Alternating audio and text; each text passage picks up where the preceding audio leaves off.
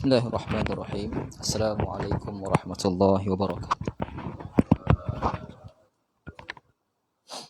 Kita mulakan membaca umul kitab Al-Fatihah. Bismillahirrahmanirrahim.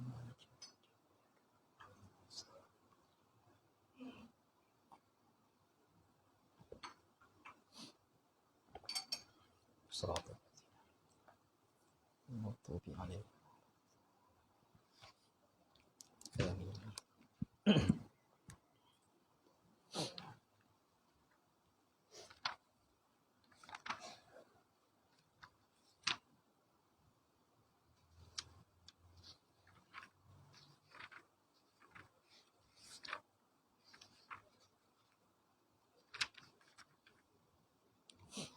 Innal hamdalillah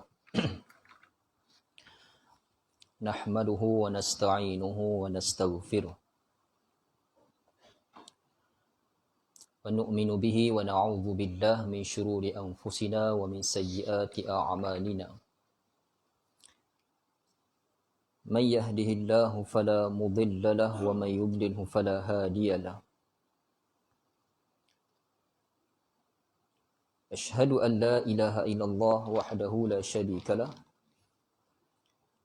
wa asyhadu anna Muhammadan abduhu wa rasuluh. Amma ba'd. Dan dirahmati oleh Allah Subhanahu wa taala. Alhamdulillah, kita merafakkan lagi syukur kita kepada Allah Subhanahu wa taala, yang mana pada hari ini kita dapat lagi meluangkan masa kita untuk kita bersama-sama membaca lagi apa yang disyarahkan oleh para ahli tafsir dalam tafsir Al-Quran Al-Karim, yang mana kita hari ini melakukan halaqah Ibnu Katsir ataupun kita baca tafsir-tafsir Ibnu Katsir dalam surah-surah Al-Quran, dan kita masih lagi pada suratul Baqarah, surah yang kedua dalam Al-Quran, yang mana membincangkan tentang permasalahan orang-orang yang munafik, dan contoh yang terbesar yang Allah Subhanahu wa taala bawakan dalam contoh ini, Allah berikan contoh itu ada pada orang-orang Yahudi. Kita baca ayat yang lepas, tuan-tuan, yang dululah, awal-awal dulu kita baca tentang suratul Baqarah ini. Ada 4 ayat sahaja Allah terangkan tentang orang-orang yang beriman. Daripada lafaz hudan lil muttaqin, ayat yang kedua tu, sampai ayat yang kelima, Allah jelaskan tentang ciri-ciri orang beriman. Lepas tu ada 2 ayat je Allah terangkan tentang orang kafir ni.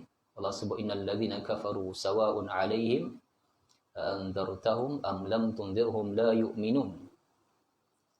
Khatamallahu 'ala qulubihim wa 'ala sam'ihim wa 'ala absarihim ghisyawah wa lahum 'adzabun 'adzim. 4 ayat orang beriman, 2 ayat orang kafir.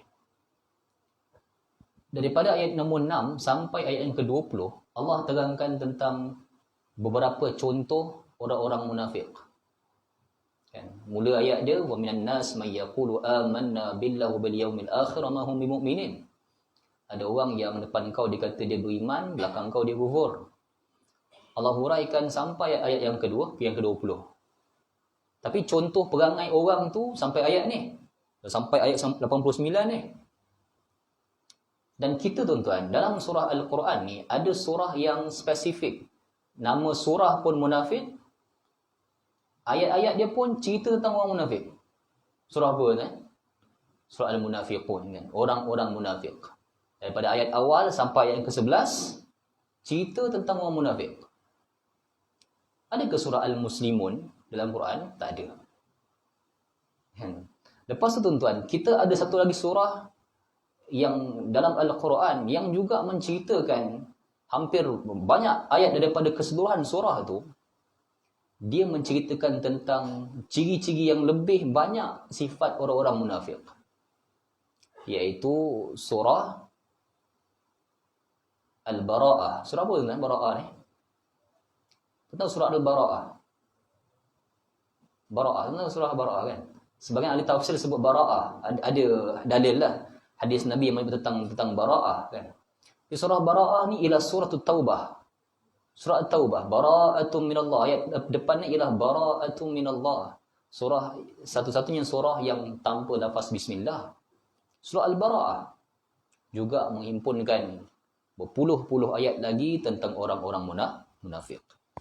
Dan wallahu taala alam, kita dapatilah, bukan kita dapati kan, para ahli tafsir mendapati, wallahu alam, maksud sebenarnya hanya Allah Subhanahu wa taala yang tahu. Wallahu alam lah kan. Tapi Allah bagi satu penjelasan yang sangat besar bahawa kita boleh dapati, wallahu alam tuan, kita dapati bahawa orang-orang beriman, orang-orang yang kafir dengan orang-orang munafik, jauh lagi bahaya orang munafik. Antara orang kafir dengan orang munafik, jauh bahaya lagi orang munafik. Sebab Allah jelaskan orang kafir itu 2 ayat. Bila masuk cerita tentang geng-geng munafik, tuan-tuan, daripada surah Baqarah, Allah masuk dalam surah Al-Munafiqun, masuk dalam surah Al-Bara'ah, buktikan kewujudan munafik dalam kalangan umat Islam, kaum muslimin lebih bahaya berbanding orang yang kafir. Bahaya orang munafik kan. Saya baca beberapa riwayat tentang kata-kata Abdullah bin Ubay bin Salul kan. Abdullah bin Ubay ni kita namakan dia bapa munafik lah. Sebab surah Al-Munafiqun tu Allah cerita tentang dialog Abdullah bin Ubay. Lelaki pertama yang Allah Subhanahu wa taala kantuikan kemunafikan dia dalam Quran, Abdullah bin Ubay lah. Abu Lahab tu sah-sah kafir lah. Kan? Abu Jahal, Abu Lahab ni sah-sah kafir sungguh. Orang musyrikin sah kafir sungguh. Tapi orang pertama yang Allah dedahkan dedahkan dialog sekaligus mengkantuikan. Kantoi ni bahasa Melayu. Macam Allah dedahkan lah. Sebenarnya dia tu munafik dalam Al-Quran. Bila para sahabat dengar ayat Quran tu, mereka baru sedar, tadi Abdullah bin Ubay cakap macam ni lah. Oh, anak dia nama Abdullah. Abdullah bin Ubay, anak dia nama Abdullah. Bila dia dengar ayat ni turun dan tersebar berita yang Abdullah bin Ubay ni munafik yang Allah jelaskan dalam surah Al-Munafiqun, tuan, ni iman kan. Kita pun tak sampai tahap macam tu lah, wallahu alam. Datang anak Abdullah bin Ubay datang kat Nabi SAW. Dia kata, da'ni ya Rasulullah, ini biarkan aku Rasulullah pergi penggal kepala ayah aku ni. Oh, tuan, ini iman. Tak berlaku pada kita lah. Kita kadang-kadang kalau anak sendiri buat kan, kita boleh bagi lepas lah anak sendiri ni kan. Kita kadang-kadang ada perasaan pilih kasih tu. Di pada zaman para sahabat Nabi, mereka berperang dengan saudara mara sendiri, berbunuhan sama sendiri demi iman dan juga agama, sebab saudara mara mereka memusuhi Allah dan juga Rasul Tuhan. Abdullah bin Ubay itu, tuan-tuan, saya baca beberapa riwayat, tuan-tuan, dan saya dengar juga kalimah-kalimah orang-orang yang bentangkan hal ni. Abdullah bin Ubay ni, tuan-tuan, dia lepas Nabi berkhutbah dalam masjid, atau ni bukti orang munafik, dia masuk masjid. Entah saya, entah tuan-tuan tak tahu siapa kan. Abdullah bin Ubay tu lepas Nabi berkhutbah dalam masjid dengan para sahabat, dia bangun. Dia kata, ya ayyuhalladzina amanu ati'u Allah wa ati'ur rasul. Dia kata, orang beriman sekalian, dengarlah cakap Rasulullah, dengarlah cakap, taatlah Allah dan taatlah Rasul kita yang baru bercakap ni. Oh, Abdullah bin Ubay, munafik. Dia cakap depan para sahabat, lepas Nabi dah berkhutbah ni, sahabat-sahabat sekalian, orang beriman semua, kita mesti dengar cakap Rasul kita, dengar cakap taat Allah, taat Rasul. Ingat pesan kita ni. Abdullah bin Ubay. Dia cakap macam tu. Tapi hati dia penuh dengan kekufuran. Depan orang, dia menzahirkan dia punya iman. Sukar dikesan. Dalam kalangan kita, tuan, ada mungkin yang depan ni, mungkin yang belakang sana, mungkin tengah-tengah ni ke, wallahu ta'ala alam. Mungkin dia perasan, mungkin dia tak perasan, wallahu ta'ala alam. Tapi orang munafik, tuan, Tuhan menghuraikannya dengan banyak dalam Al-Quran. Dia sukar dikesan. Jadi para ahli tafsir, mereka menyatakan antara kafir yang jelas nampak dia kafir, dia clear, very clear, dia kafir, clear. Tapi yang munafik ni, dia semayang dengan kita, puasa macam kita, kan? Demikian Al-Quran menjelaskan sampai hari ini tentang tabiat orang-orang munafik. Tuan-tuan dirahmati oleh Allah Subhanahu wa taala. Pada kelas kita yang lalu kita menghuraikan ayat yang ke-86 dan juga 87 dalam suratul Baqarah ini. Mengenai bagaimana Allah Subhanahu wa taala dia menyebut tentang tabiat agama ataupun kalimah-kalimah Al-Quran. Ayat 86 yang lepas kita sebut Allah sentiasa menggunakan tabiat orang-orang Yahudi dengan kalimah jual beli. Derhaka mereka pada agama ni Allah samakan dengan kalimah jual beli. Yang sebelum ni kita dah banyak baca dah. Yang lepas pun sama, Allah kata ulaikal ladzina ishtarawul hayatad dunya bil akhirah. Mereka ni orang yang apa? Yang ishtarawul hayatad dunya bil akhirah. Mereka ni orang-orang yang apa? Yang dia beli kehidupan dunia mereka dengan akhirat. Dia beli dunia berarti dia jual dia punya akhiratnya. Fala yukhaffafu anhumul azab, tak ringan, berarti berat azab pada mereka ni, wala hum yunsarun, dan tak ada orang yang boleh tolong mereka ni. Dan Allah Subhanahu wa taala sebut dalam ayat 87, walaqad ataina Musal kitaba wa qaffayna min ba'dihi birrusul. Allah kata kami dulu dah datangkan kepada kamu ni orang Yahudi kitab yakni Taurat kepada Musa alaihi salam. Dan kami turutkan Musa, Isa, bukan sahaja Musa, Isa dulu, Ishaq, Yaqub, Yusuf. Ke bawah-bawah ni semua Yahudi ni. Rasul-rasul Tuhan majoritinya berbangsa Yahudi dan berdakwah kepada orang-orang Yahudi. Allah kata, wa ataina Isa ibn Maryam al-bayyinati wa ayyadnahu bi ruhil qudus. Lepas Musa ni kami berikan kamu rasul-rasul yang lain. Dan para ahli tafsir menyebut tentang nabi yang jarang disebut yang tak disebut dalam Quran, yang diutuskan kepada Yahudi, seperti Daniel, Samuel, Daniel. Yang mana rasul-rasul itu tuan, wallahu alam, mereka ni mungkin yang antara lain yang Nabi sebut pada peristiwa Nabi melihat ada nabi yang pada hari akhirat dibangkitkan.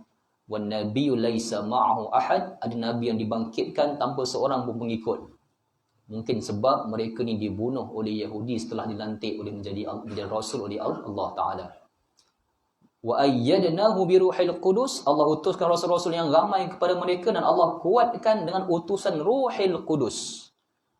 Dan para ahli tafsir termasuk Ibnu Abbas dan juga seperti apa yang disebut oleh Ibnu Katsir dalam riwayat-riwayat dalam banyak hadis, Ruhil Qudus ni ialah malaikat Jibril. Yang ni yang disepakati oleh para ahli tafsir, Ruhil Qudus, roh yang suci, roh kudus. Roh kudus ni ialah malaikat Jibril. Jibril ni tuan-tuan, dia ada beberapa nama. Satunya Jibril, satunya Ruhil Qudus. Kan? Satunya disebut dalam Quran tentang innahu la rasulin karim, rasul yang mulia. Rasul mulia ni bukan Rasulullah, tak. Rasul mulia ni ialah, konteks ayat tu ialah malaikat Jibril, utusan kami yang mulia. Allah kata innahu la rasulin karim. Dia ni dhi quwwatin 'inda dhi 'arsyin makin. Dia ni utusan kami, malaikat Jibril dia mulia, yang Yahudi benci. Dia mulia. Dia ni dhu quwwah, dia ada kekuatan yang hebat. 'Inda arsyin makin. Muta'in thumma amin, dia ditaati oleh para malaikat yang lain. Ayat itu membuktikan bahawa Jibril dia ketua para malaikat. Quran ada 2-3 nama Jibril, tapi yang paling popular Jibril lah.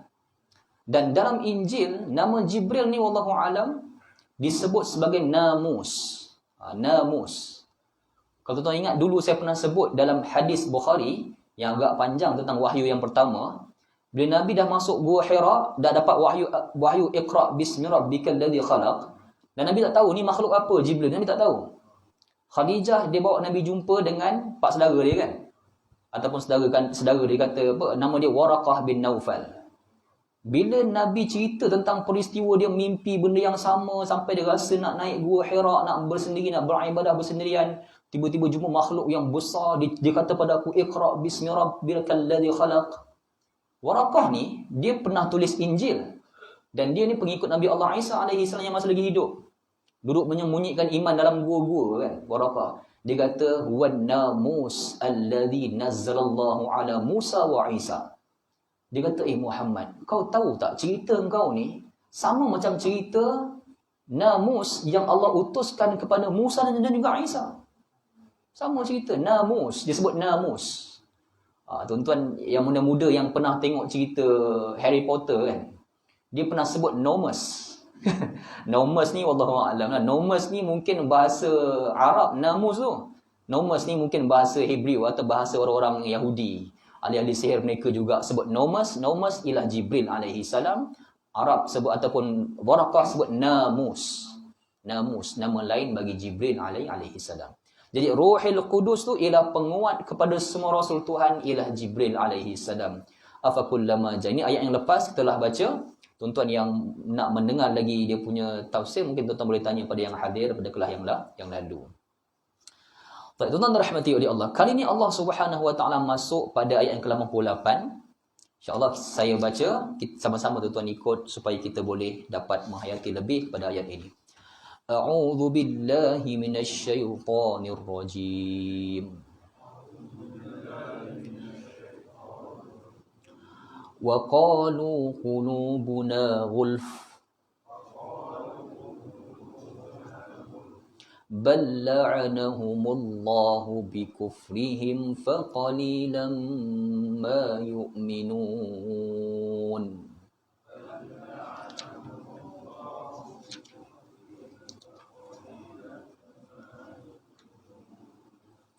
وَلَمَّا جَاءَهُمْ كِتَابٌ مِّنْ عِندِ اللَّهِ مُصَدِّقٌ لِمَا مَعَهُمْ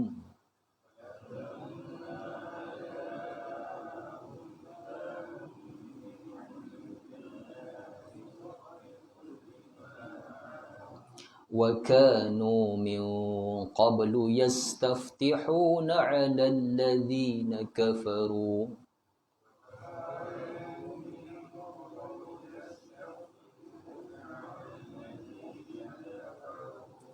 فَلَمَّا جَاءَهُمْ مَا عَرَفُوا كَفَرُوا بِهِ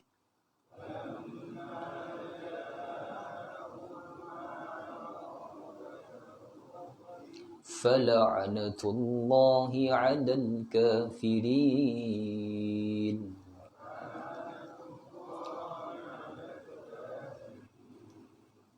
Baik.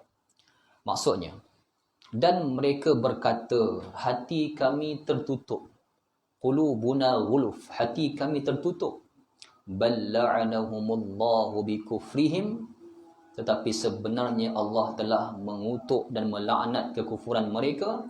Faqalilam ma yu'minun, maka sedikit sekali mereka yang beriman kepada Allah Subhanahu wa taala. Dan setelah datang kepada mereka Al-Quran dari Allah yang membenarkan apa yang ada pada mereka, padahal sebelumnya mereka kebiasaannya memohon kedatangan Nabi untuk mendapat kemenangan atas orang-orang kafir, maka setelah datang kepada mereka apa yang mereka ketahui, yakni Rasul itu, lalu mereka ingkar kepadanya, maka laknat Allah atas orang-orang yang ingkar itu. Tuan dirahmati oleh Allah Subhanahu wa taala. Kita tengok ayat yang ke-88. Allah sebut wa qalu qulubuna ghuluf. Orang-orang Yahudi ni dia kata hati kami tertutup. Hati kami tertutup. Tuan, dalam ayat ni setengah ahli tafsir seperti Ibnu Abi Syaibah dan juga Ibnu Abi Al-Hatim serta Al-Imam Asy-Syaukani, dia menafsirkan ayat ni tentang qulubuna ghuluf. Orang Yahudi kata hati kami tertutup. Tertutup ni tuan, dia ghuluf kan. Ada tak orang Melayu kita guna kalimah ghuluf ni tuan? Ada tak? Kalau kita pakai songkok yang lebih besar daripada kepala kan, kita kata apa orang tu? Kolop. Pandai pun tuan. Kolopnya tuan ghuluf. Kolop. Dia tutup dia punya kepala kan. Kalau main carom, yang suka melepak main carom pang-pung bambuk kedai kopi tu, kolop. Maknanya apa kan? Dia punya bat carom tu termasuk dalam lubang tu. Dia kolop. Ghuluf kan. Siapa yang pakai kopiah besar daripada kolop lah. Ghuluf. Maksud dia ghuluf, dia tertutup. Okey. Para ahli tafsir sebelum tu, kita tuan-tuan menafsirkan Quran, saya sendiri tuan-tuan kena tengok saya tafsir, bukan saya tafsir. Tuan kena tengok mana-mana guru tafsir ni yang menyebut tafsir Al-Quran, dia mesti menyebut tentang para ahli tafsir yang mujtahid. Tadi saya sebut tuan-tuan, Ibnu Abi Al-Hatim, Asy-Syaukani, Ibnu Abbas ke, kena sebut nama para ahli tafsir. Sebab kita sendiri, saya sendiri tuan-tuan, tak layak menafsirkan Quran. Tak layak nak menafsirkan Quran. Kita sebut balik qaul para ahli tafsir ni. Sebab tuan-tuan, Quran ni tafsir yang paling tinggi dia, tafsir Quran dengan Quran tu sendiri. Tafsir Quran yang paling tinggi ialah Al-Quran menafsirkan Quran tu sendiri. Contoh ayat tentang maksud maliki yaum, maksud yaumiddin. Wa ma adraka yaumiddin, kan? Thumma ma adraka yaumiddin. Apakah dimaksud hari agama ni? Hari agama tu sendiri maksud dia Allah sendiri yang jawab dalam Al-Quran. Allah kata hari agama ni ialah hari yauma la tamliku nafsun li nafsin syai'a wal amru yauma idzin lillah. Hari di mana satu orang tak boleh kata yang ni aku punya. Yauma la tamliku nafsun li nafsin syai'a. Yang tak ada orang boleh kata ni aku punya, ni bini aku, ni anak aku, tak ada. Ni laki aku, ni atuk aku, tak ada. Hari akhirat tu, hari agama tu tak ada orang pun boleh kata ni dia punya, tak ada. Allah kata wal amru yauma idzin lillah, semua urusan milik Allah Subhanahu wa taala. Hari agama. Apa lagi ayat yang Quran Al-Qari'ah. Mal qari'ah wa ma adraka mal qari'ah yauma yakunun nasu kal farashil mabthus. Qari'ah ni maksud dia apa? Pembuka Quran. Ada ayat lepas tu yang menjawab sendiri maksud qari'ah tu apa? Apa lagi? At-tariq was sama'i wat tariq. Wa ma adraka mat tariq. Tariq ni apa dia? An-najmu tsaqib. In kullu nafsin lamma 'alaiha hafiz. Allah sendiri jawab at-tariq tu maksud dia apa? Al-qari'ah maksud dia apa? Ni tafsir Quran dengan Al-Quran. Ni tafsir yang paling tinggi. Kalau kita tak memahami tafsir tu dengan cara para ahli tafsir faham, kita buat tafsir sendiri, kita sendiri tak mujtahid, Arab kita tak tahu, bahasa apa kita tak tahu, kita tengok-tengok ayat secara umum, oh, ni tafsir dia macam ni. Oh, tak boleh tuan-tuan. Saya mungkin agak keras lah, saya kata tuan-tuan, mana-mana pengajian tafsir yang tak menyebut nama para ahli tafsir, yang seakan-akan menafsir cara dia sendiri, tuan-tuan, mohon maaf, tuan tinggalkan kelas tu. Jangan duduk diulang. Yang tinggalkan kelas macam tu. Tinggalkan majlis ilmu macam tu. Menafsirkan Al-Quran tak boleh dengan ustaz, tak boleh tuan. Dia mesti dengan menyebut beberapa kalimah para ahli tafsir. Bahasa Quran tinggi. Dulu tuan-tuan, para sahabat Nabi SAW, bila Quran sebut tentang alladzina amanu wa lam yalbisu imanahum bizulmin. Quran kata, orang-orang yang beriman ni ialah orang-orang yang tak mencampur adukkan iman mereka dengan kezaliman. Tuan-tuan, para sahabat ni, zaman-zaman mereka jahiliah, banyak buat zalim. Jadi mereka tanya, ya Rasulullah, siapakah orang yang mampu untuk tak campurkan iman dia dengan zalim? Sedangkan mereka ketakutan para sahabat sebab mereka pernah buat zalim ni. Zaman-zaman dulu mereka pernah buat zalim. Allah kata dalam surah Al-An'am ayat 82, Allah kata orang beriman ialah orang-orang yang lam yalbisu imanahum bizulmin, yang tak campurkan iman dia dengan kezaliman. Jadi yang tafsirkan kezaliman dalam ayat tu apa dia tuan? Tuan baca surah Al-Luqman, Allah kata apa? Innasyirka la zulmun azim. Syirik ialah kezaliman yang besar. Jadi perkataan zalim dalam surah Al-An'am tu bukan zalim yang letak yang pukul orang ke, zalim bukan tu maksud dia. Maksud dia ialah syirik.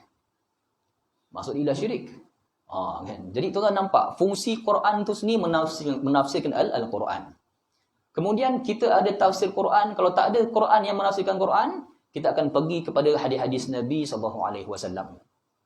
Hadis-hadis Nabi, bahasa Arab Nabi kan, yang menafsirkan juga hadis-hadis Nabi, para sahabat. Kita pergi kepada para tabi'in dan juga para salafus salih yang alim jalil, yang layak dengan bahasa Arab mereka, dengan ilmu usul fiqh mereka menafsirkan Quran. Dan alhamdulillah semua kitab tafsir mereka telah dibukukan. Ya, ustaz-ustaz baca kalimah-kalimah para ahli tafsir ni, baca. Sebab nanti kalau tak baca, kita akan tengok macam-macam ayat yang sebenar tuan-tuan, berat untuk kita nak tafsir sendiri, mana boleh tafsir sendiri. Ada banyak ayat dalam Al-Quran yang sebenarnya memberikan maksud yang banyak kan, yang tak dapat difahami oleh kita kadang-kadang. Hadis-hadis Nabi sendiri macam tu. Ada tu siapa kata kat saya tu. Ni. Tuan dengar ni. Tuan-tuan mungkin, kita semua mungkin sama-sama betulkan masing-masing lah. Saya betulkan diri saya, tuan-tuan betul kalau tuan-tuan salah, kalau tuan-tuan ada faham lain kan. Nabi SAW dalam hadis Bukhari, Nabi pernah sebut bakar rumah orang yang tak pergi masjid. Tuan dengar ada tak hadis? Sampai tak saya sebut kemai bakar rumah dia kan. Nabi suruh bakar rumah dia. Tuan-tuan, kita baca hadis tu jelas lah. Nabi suruh bakar rumah. Dia perintah apa kan? Jadi, tuan pernah tak dengar para sahabat bakar rumah orang yang tak pergi sembahyang masjid? Tak ada. Jadi, tuan berani kata para sahabat mengingkari hadis Nabi? Tak. Yang tu difahami dengan uslub bahasa Arab. Bahasa Arab ya tuan, dia ada balarah, ada benda yang mubalarah, yang dia punya kaedah tersebut dengan cara melampau. Dia balarah macam kita. Macam mak saya tu kan. Kau tak campur perisik lah masa sebelah ni, aku terbalik kau lima orang. Tuan ingat mak saya terbalik kan kau dia tu? Mana dia berani terbalik kan? Dia tak terbalik kan pun. Dia cakap kat saya tu, cuba nak buat asap pedas dia kan. Masuk ni dengan lada, kena pilih lada yang tak pedas tu. Kalau pilih yang pedas, terbalik kau ni orang. Mak saya kat. Mak orang Melaka. Dia kata, kau tak masuk perisik, aku terbalik kau ni orang. Tuan, tak jadi pun asap pedas macam mak. Mak tak terbalik kan pun. Mana dia terbalik kan? Yang tu namanya balarah atau mubalarah. Bahasa metafor yang melampau, yang bermaksud kena pergi sembahyang. Bukan maksud dia kena bakar rumah orang. Tak, maksud dia kena pergi solat kat masjid. Bukan maksud dia bakar rumah orang. Tuan-tuan jangan pergi ambil umur dapi, pergi jadi ekstremis, pergi bakar rumah orang. Ini salah faham pada agama. Tu kesan kalau tak faham agama dengan bahasa Arab. So kita kena pandu bahasa Arab ni banyak dengan kalimah-kalimah para ahli tafsir. Kan? Dia ada majaz, ada kalimah yang ada metafor, ada balarah kan. Ada macam-macam lagi perkara-perkara yang dalam bahasa Arab ni dia bermaksud. Macam kita orang Melayu, ada juga bahasa-bahasa yang kadang orang Indonesia tak faham. Orang Indonesia tengok tak boleh masuk pejabat ini melainkan kaki tangan sahaja, dia gelak. Kaki tangan sahaja, dia gelak. Apa benda kaki tangan? Kita faham kaki tangan ni ialah staff kan. Dia tak tahu kaki tangan tu bagi dia kaki dengan tangan lah. Tak boleh masuk kaki tangan bagi dia kan. Mereka tak faham, kita faham. Kaki tangan. Kita faham. Macam tu juga Al-Quran. Ada perkataan-perkataan yang kita sendiri pun kadang-kadang kita pinjam metafor tu daripada Al-Quran. Tabbat siyada abi lahabin wa tab. Kecelakaan untuk tangan Abu Lahab. Bukan tangan je, seluruh perbuatan dia. Semua tangan tu merangkumi hasil semua kerja buat dia. Macam tu nak kita. Staff ni, dia kerja buat kaki tangan tu. Pejabat kita ni kaki tangan banyak bergerak. So kita kata kaki tangan ni orang kuat lah. Yang bermaksud staff yang bekerja dalam pejabat tu. Tu kita kata tak boleh masuk melainkan kaki tangan. Perlu ditafsirkan kaki tangan tu apa kan? Al-Quran dibaca dengan tafsir, tak dibaca dengan penafsiran sendiri. Tak. Dibaca dengan menyebut kalimah-kalimah para ahli tafsir. Okey. Maka Allah Subhanahu wa taala menyebut dalam ayat ni waqalu qulubuna ghulf. Kan. Berkata orang Yahudi, hati kami tertutup, dia kata. Ghuluf tertutup. Tuan Ibnu Abi Hatim, Ibnu Syaibah dan juga Asy-Syaukani, dia menyebut ayat ni nampak satu tafsir yang pertama kata ghuluf tu betul-betul hati mereka tertutup. Wallahu taala alam, tapi mereka para ahli tafsir termasuk Ibnu Syaibah, Syaukani tadi, mereka kata ghuluf ni dia difahami dengan awiyah. Awiyah ni maksud dia kami ni ilmu banyak dah. Awiyah ni tempat letak ilmu. Orang Yahudi dia pun kata hati dia tertutup. Maksud dia dalam ayat ni ialah kami ni ilmu banyak dah. Dengar cakap kau buat apa lagi? Dia ada unsur-unsur orang yang riak. Aku pandai dah. Buat apa belajar dengan kau? Ni bahasa orang Yahudi. Tafsir yang pertama kata betul. Mereka kata hati mereka tertutup.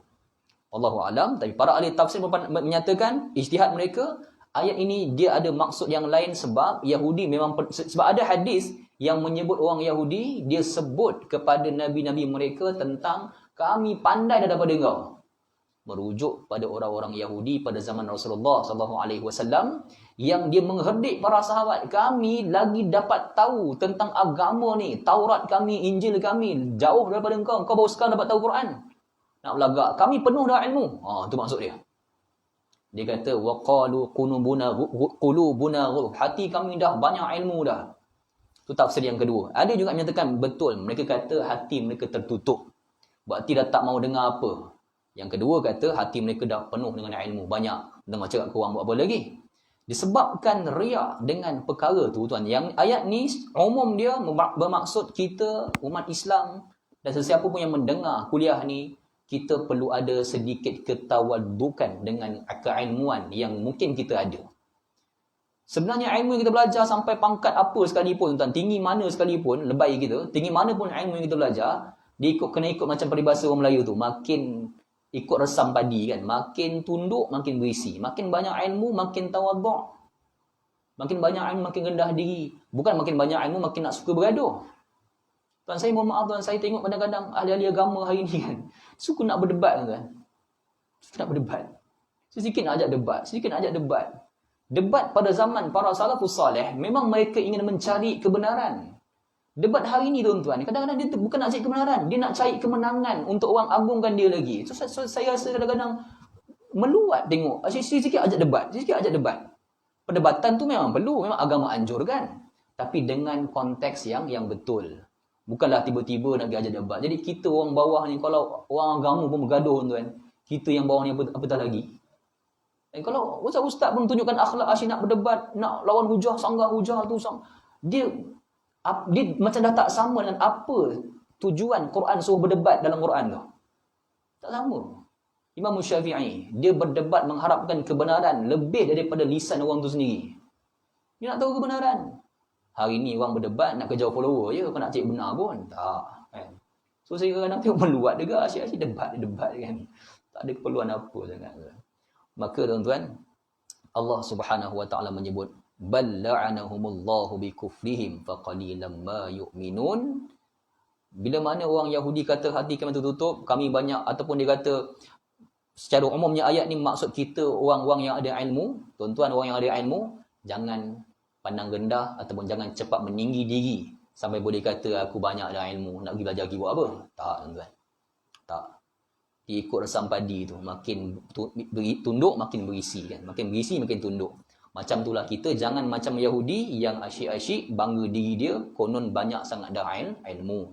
Bal la'anahumullahu bikufrihim, kesan daripada perbuatan tu Allah mengutuk, melaknat mereka bikufrihim, dengan kekufuran mereka, keingkaran mereka. Kufur ni berarti ingkar. Kufur berarti ingkar. Kufur kan, kufur maksud kita pun orang kufur juga. Kita kufur pada tagut. Tu Quran kata walladzina amanu yakfuruna bit-taghut. Kita ni orang-orang Islam, kita kufur, kita ingkar pada tagut. Kan? Allahu waliyyul ladzina amanu yukhrijuhum minadh-dhulumati ilan nur. Walladzina kafaru awliya'uhumut taghut. Orang kafir dia punya awliya, penjaga mereka ila taghut. Orang beriman pula, kita ni yakfuruna bit-taghut wa yu'min billah. Kita ni orang beriman, kita kufur. Kita orang beriman, kita kufur pada taghut. So kufur tu maksud mengingkari, ingkar. So orang-orang kafir ni dia dilaknat Allah bikufrihim, dengan pengingkaran, dengan kemungkaran mereka. Allah mengutuk mereka, keingkaran mereka. Maka sedikit bagi mereka yang beriman. Faqalilan ma yu'minun, maka sedikit sangat mereka yang beriman pada Allah Subhanahu wa taala. Tuan, sikit lagi, lepas tu kita akan berhenti insya-Allah. Ayat 89 tu, walamma ja'ahum kitabun min 'indillahi musaddiqun lima ma'ahum wa kanu min qablu yastaftihuna 'ala alladhina kafaru falamma ja'ahum ma 'arafu kafaru bih fala'natullahi 'alal kafirin. Tuan, ayat ni dia ada sedikit asbabun nuzul. Ayat ni tuan-tuan, Allah Subhanahu wa taala memaksudkan, berkata para ahli tafsir termasuk Ibn Katsir sendiri menyebut ayat ni, orang Yahudi, kata Allah, dan setelah datang kepada mereka Al-Quran daripada Allah yang membenarkan apa yang ada pada mereka, padahal sebelumnya mereka minta kepada Nabi mereka, meminta supaya kedatangan Nabi untuk kemenangan mereka ke atas orang kafir. Tuan-tuan, yang ni tuan-tuan, orang Yahudi ni, ayat ni tuan-tuan, dia turun sebab nak ceritakan perangai orang Yahudi zaman Nabi yang dia pernah berharap kedatangan Nabi untuk mengusir orang-orang yang kufur, yang mengingkari mereka dekat Madinah. Kan? Kerana dalam ini kata musaddiqun lima ma'u wa kanu min qabl, mereka tu sebelum ni yastaftihuna 'alal ladzina kafaru. Sebelum ni mereka berharap, mereka mohon kedatangan Nabi untuk mendapat kemenangan ke atas orang kafir. Orang kafir tu siapa kan? Orang kafir tu orang yang mengingkari mereka, iaitu orang Arab di Madinah. Mereka pernah minta doa pada Allah supaya utuskan kedatangan Nabi akhir zaman mereka untuk nak halau, nak pergi untuk nak pergi halau orang yang kafir, yang kufur, yang mengingkar kepada mereka, yakni orang-orang Arab Madinah, iaitu kaum Aus dan juga Khazraj. Mereka pernah doa.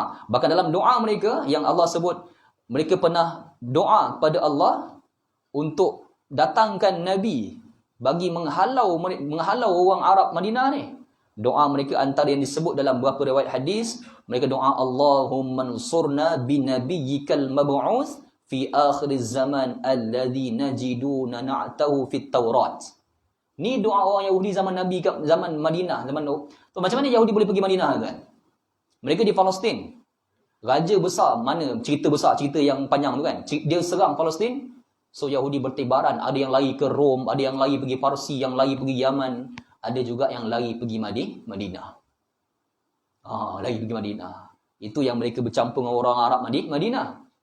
Mereka ni bila mereka tak dapat kuasai Madinah orang Arab punya. Mereka doa kepada Allah supaya Allahumma ansurna, Tuhan bantu kami, Allah bantulah kami binabiyyikal mab'uts, dengan nabi yang diutuskan oleh engkau nanti. Fi akhir zaman, pada akhir zaman, alladzina najidu na'tahu fit Taurat, seperti mana yang kau dah janji kepada kami dalam Taurat dulu. Dia anggap Nabi nanti yang akhir zaman akan tolong dia untuk nak usir orang Arab daripada Madinah ni. Bila Nabi tu bangkit, iaitu Rasulullah SAW, Nabi sendiri orang Arab. Ini tak boleh jadi ni. So dengan kuffaran hasada, dia hasad, dengki sebab Nabi tu bukan Yahudi lagi dah. Cukuplah Yahudi Nabi Isa, Nabi Musa, cukuplah mereka itu Yahudi. Dan kali ni Allah bangkitkan Rasul tu Arab.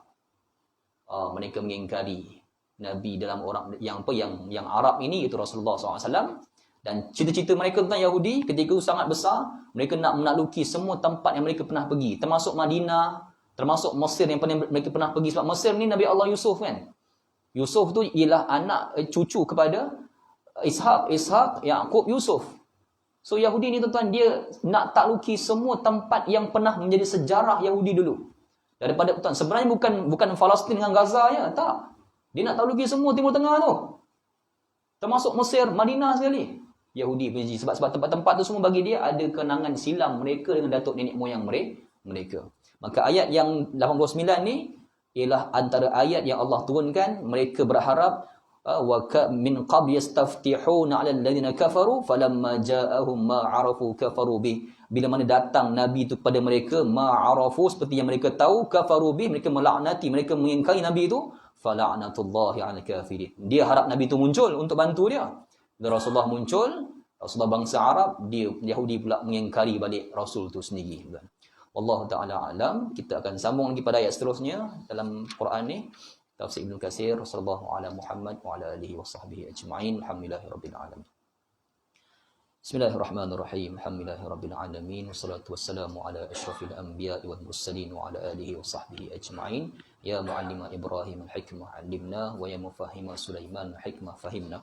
Fafahamnaha Sulaiman kullan atayna hukman wa 'ilma wasakharna ma'al jabal sabbihna wat tayr wa kunna fa'ilin. Walhamdulillahirabbil alamin. Taqabbalallahu minkum.